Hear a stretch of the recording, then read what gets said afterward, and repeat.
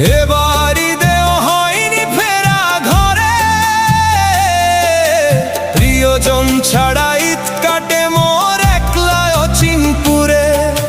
নিঃসঙ্গতা কুরে কুরে খায় তবুও মুখে হাসি, আমি যে প্রবাসী, আমি যে প্রবাসী। সবাই ভাবে প্রবাস মানেই রঙের দুনিয়া, কেউ তো দেখে না এই বুকে কি যে যন্ত্রণা।